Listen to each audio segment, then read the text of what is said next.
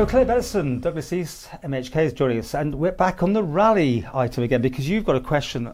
It's going out. Tuesday is a written question, isn't it, about the rally? You're still concerned about what's happening about compensations. Over to you. What exactly is it about? I'm just trying to get a little bit more inside information, really, I suppose, as to where DfE have come from with providing a compensation form scheme for those people who were coming here to marshal, and trying to ascertain what budget they've allowed for that, and also where that budget's coming from. So just to get a little bit more information and just see how that pulls together into the bigger picture. And any luck your end finding out who was to blame? Because it's just been a bit difficult, to say the least. Everyone's sort of pointing at everybody else. Or the rally organisers themselves seem to say some of it was theirs, but you know, they didn't want to apportion any blame themselves to anybody else.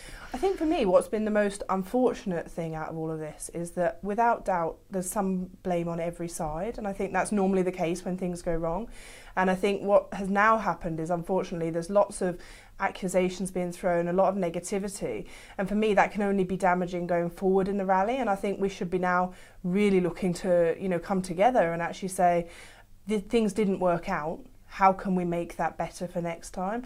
We've obviously got the, you know, disappointing news that the British Rally Championships now won't be including the Isle of Man as a stage, which I think is, you know, an incredibly, you know, upsetting thing, really, when you think of the time that has been put in. It has happened in the past, though. It has, and it has come back. Yes. And I think, you know, that's something we should hold on to. But it's looking at how do we get that reputation back, and how do we make sure it doesn't affect the other rallies as well, because this isn't the only rally on the Isle of Man. Do you think the government should be giving compensation to the marshals? I mean, is that almost like admitting a liability to some degree, though? I don't think it's necessarily about liability. I think there's an important reputational aspect. For me, it's more about the financial support that we do put into rally overall. And yeah, there was obviously, DfE have said that they had agreed to underwrite loss for the event, and there's obviously now this compensation that's being paid out, and yet there wasn't money being put in up front, and I feel that maybe that was where it was needed, was to provide that additional support to the rally organisers maybe. And I don't pretend to be an expert on this. I just feel that looking at it as a bit of an outsider, I suppose, in that I'm not in those, you know, the departments that have been fundamentally involved, I feel that perhaps we can all work a little bit better together, and I certainly don't think that there's, you know, all the blame at any one door, and I don't think it should be about a blame game. I think it should be about looking at how we move forward, because ultimately the people here who've lost out are the people who are the rally drivers, the your navigators, the teams, the sponsors, and the people who came here, you want to come here and see it, and the people on the island who want to go out and watch the rally. I mean, my 4-year-old's devastated. Rally's his thing. You didn't mention hotels then. Sorry, I should have said hotel. Because of course. Do you think they should be compensated? I think there has to be a degree of understanding of the impact it can have on the hotel season on the Isle of Man. Isn't 12 months. It's a relatively short period. Rally does quite a nice thing in extending that out by a couple of extra weeks. So there is an impact. But do you think the government should be liable to pay out to hoteliers? I mean, this is your area, of course. Douglas East is hotel land.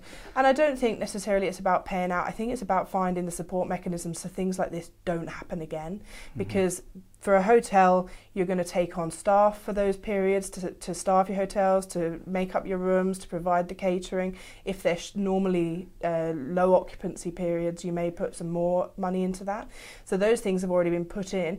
Some hotels may be able to cancel those staff, but then you've got the knock-on effect for the staff who thought they had some work for a period of time that's no longer there.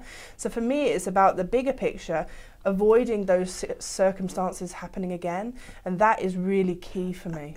I mean, looking at all the numbers, and you keep seeing the numbers being banded around, how many people are actually taking part in the rally? It didn't seem that a large amount of people, but it's referred to as the third biggest sporting event. Now that must mean, therefore, the marshals, the people come to watch it or something like that. Have you had that feedback from any hoteliers that this is the case? It has been a very damaging Yeah, certainly there was a good number of rooms booked, both through people who come and support it, as you say yourself, and from the people participating in the event. So I think there's that whole team that revolve around getting a motorsport event to come to life. As you said, the marshals, you've got the crew, you've got the team that support them, you've got families that go with them, and then people who follow rally themselves and just want to go and support it. Will this end up in a committee inquiry of some sort, or it's not like that sort of thing? I mean, Chris Robertshaw's talked about bringing this to the Economic Policy Review Committee, and I think that would be an ideal place for it to look at and explore what went wrong, how and what, if there is anything, could have been done better from the government perspective and from the rally side, because I think there has to be